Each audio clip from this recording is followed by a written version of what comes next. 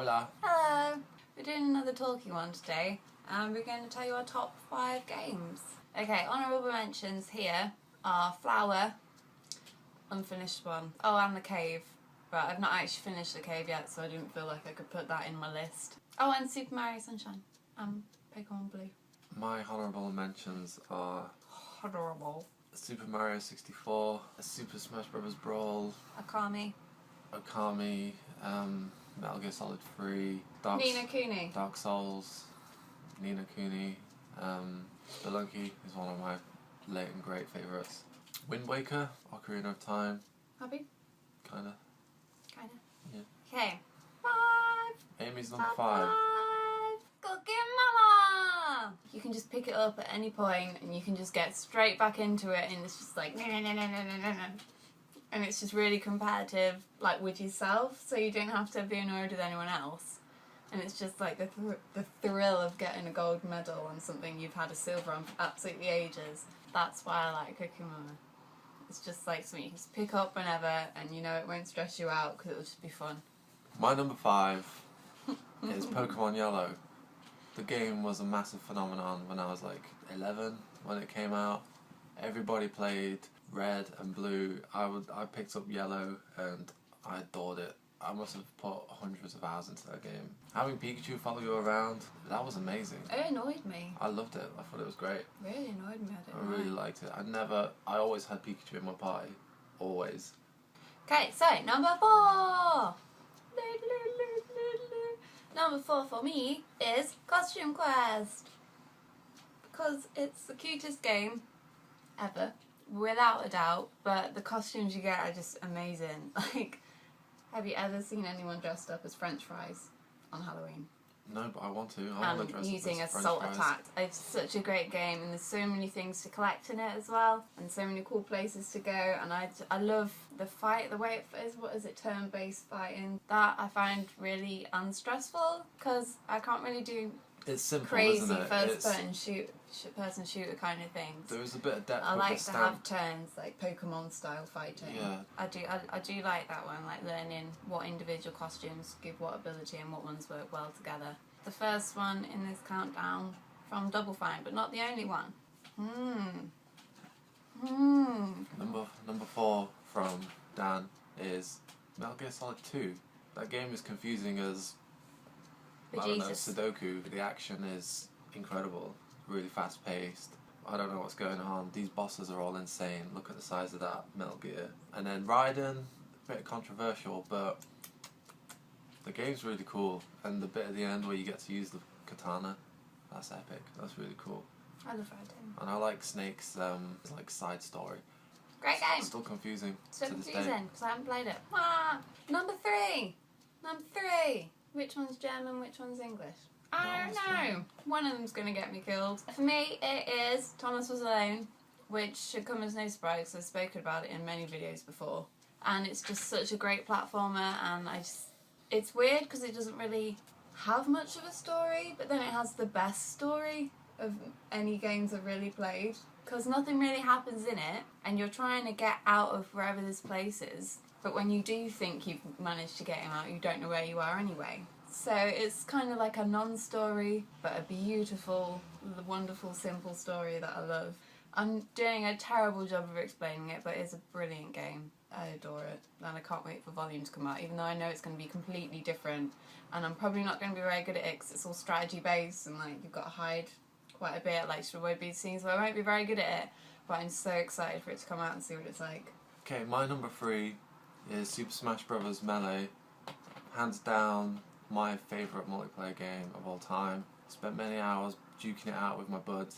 Who doesn't want to see Nintendo characters beat the bejeebies out of each other? It's so easy to pick up and play. You can just button mash the crap out of it and you could still easily win.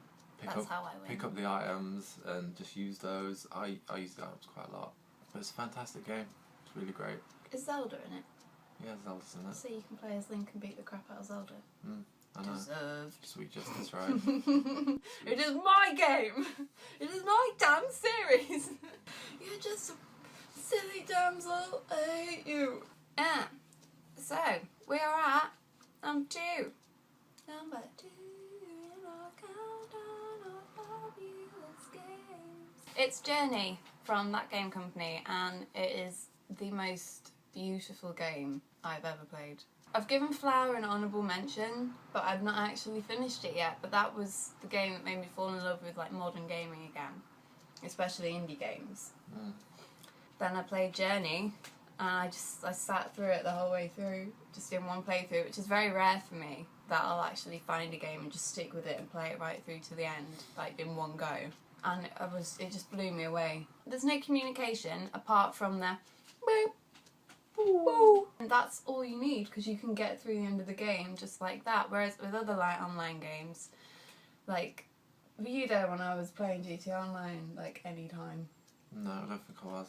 And I was being like, oh my god, her name's Amy, let's go and hunt her down and kill her wherever she respawns on the map, because that's how you get a girl to like you.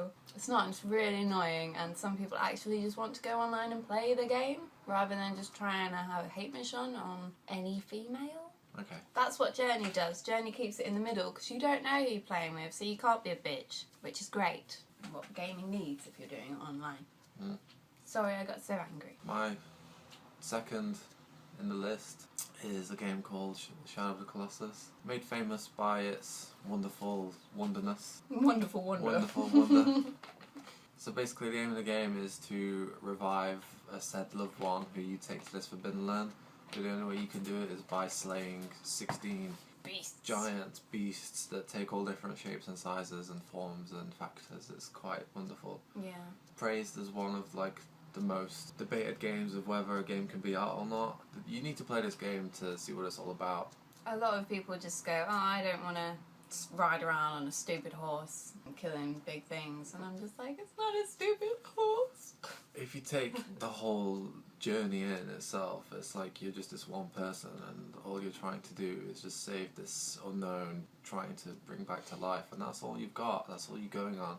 You rarely get any kind of snippet of story, so it's all kind of in your imagination, and I think that's what Team Ico does so well. But they're creators that need to get fucking evil. Yeah, The Last Guardian's highly anticipated in my books, and probably in many other people's And books. will continue to be highly anticipated for a few years to come. Yeah, it's coming out on PS4, there's no doubt about that. It's made the transition, that's why it's taken so long. That's why it's Which had technical sucks. difficulties. When I first picked up and played that game, it just blew me away from start to finish, and near the ending, it made me almost cry. No video games made me almost cry. Journey made me cry. When I finished Journey Journey, made me cry, but Journey made me cry. it's heart-wrenching. It's pretty.